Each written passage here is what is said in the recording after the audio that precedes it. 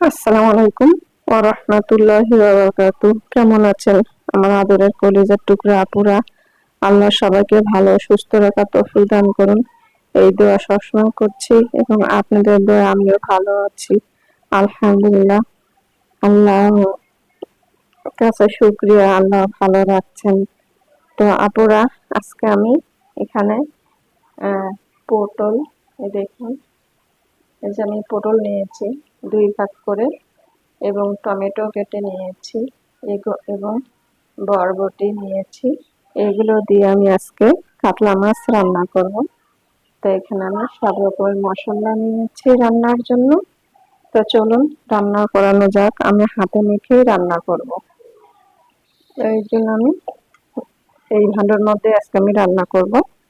তো আমি পেঁয়াজ দিয়ে দিচ্ছি,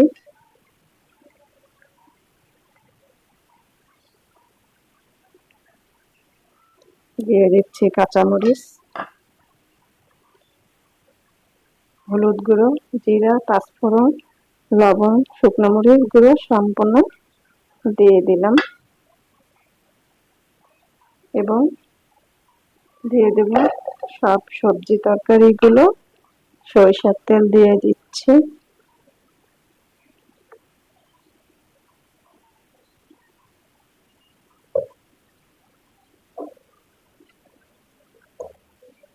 দিয়ে দেব 6 পিস কাতলা মাছ,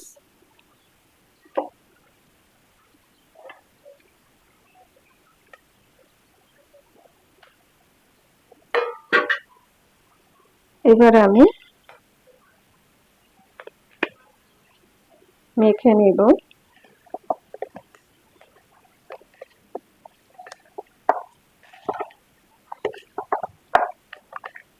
ভালো করে মেখে নিতে হবে যাতে সব রকমের মশলাগুলো তরকারিতে যায় আর খেতেও মজা হয়।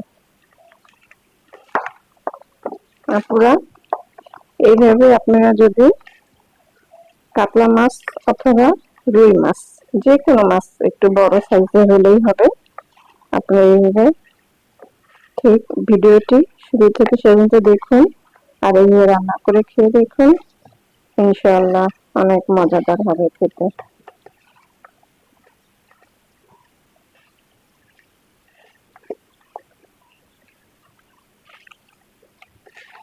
ভালো করে মেখে নিচ্ছি। পুরো ভালো করে আমি মেখে নিলাম। এবার আমি একটু হাতটা ধুয়ে পানি দিয়ে দেব।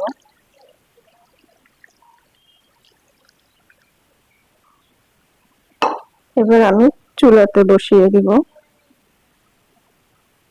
পুরো চুলাতে বসিয়ে দিলাম। এবার চুলাটা অন করে দিচ্ছি। বিসমিল্লাহির রহমানির রহিম। চুলাটা অন করে দিলাম। এবার আমি ঢেকে দিব।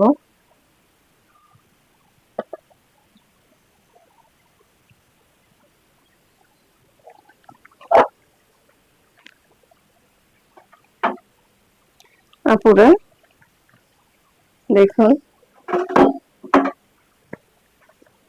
তরকারি বলক উঠে গেছে।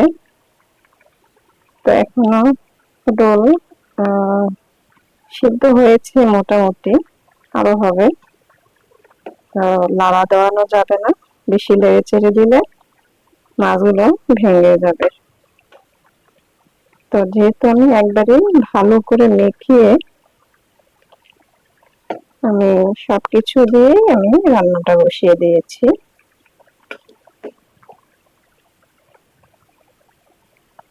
তো আমি আবারও ঢেকে দিব।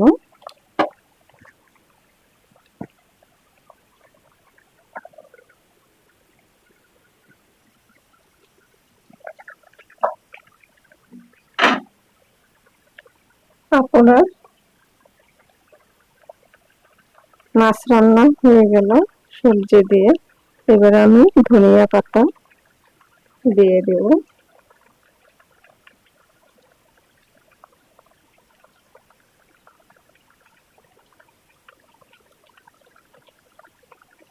ধনিয়া পাতা দিয়ে আমি নামিয়ে নিচ্ছি।